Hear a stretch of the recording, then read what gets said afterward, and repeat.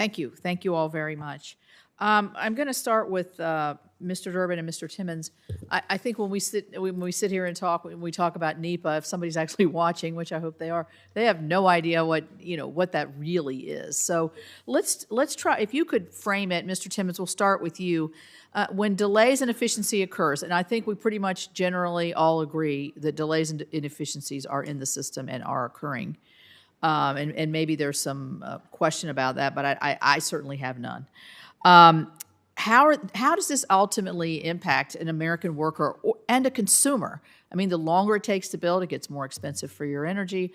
The longer it takes to build, your pipeliners aren't working, or your folks who are not siting windmills. How does this affect your workers and consumers? To both of you, Mr. Timmons, we'll start with you. Thank you for that question, Senator. So, 74% of our members, we do a survey each quarter for our members. 74% said that permitting reform would be helpful to their company, and 74% cited that as a problem in terms of slowing down projects. As you just mentioned, it does have an impact. It has an impact on communities, has an impact on businesses, it has an impact on workers.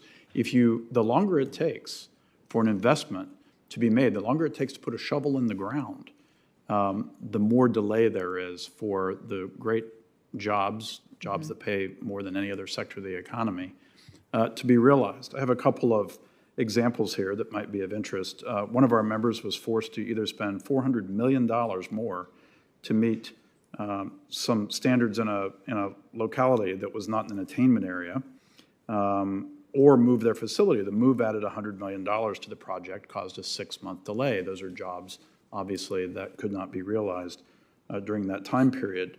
One member ended up responding to over 600 requests for information with over 40,000 pages during the environmental impact statement process, and it resulted in a document being over 4,000 pages long. That was obviously a long time period as well.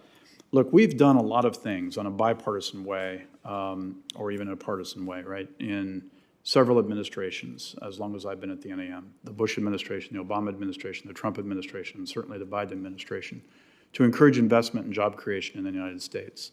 We've had record investment in manufacturing facilities in the United States in the last 6 years, record job creation, record wage growth. That can't go on forever, and permitting reform simply the permitting processes that exist today simply slows down the process, stops jobs from being created, and loses opportunities for communities. Thank you. Mr. Durbin? Thank you, Senator. I would agree with everything that Mr. Timmons just said. The one point I would add to that is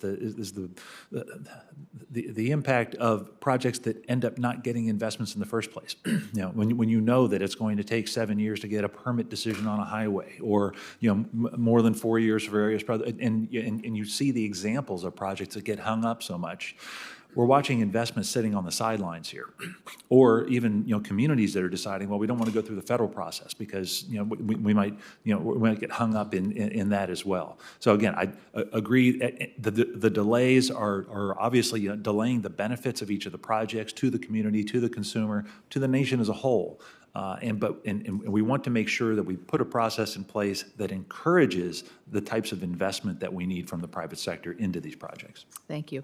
I mean, I think we've heard a lot of common themes: consistency, persistence, predictability. As large global concepts. Also, not shortcutting the environmental review as very important, but also the community involvement piece. I see those as very consistent through all the testimony.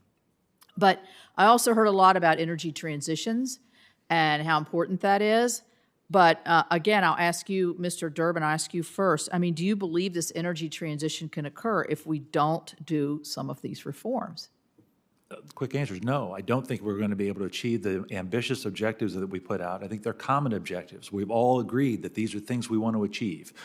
let's ensure and, strengthen our energy security here at home, allow ourselves to, provide to allies around the world while accelerating a transition to a cleaner energy. But you can't get there if we can't, get the projects in the ground, the technology, the transmission lines, all of that. We can't get to those if we don't have a permanent process that facilitates a faster process. Thank you, Mr. Chairman. I want to do a round two, but I'll stop here and let everybody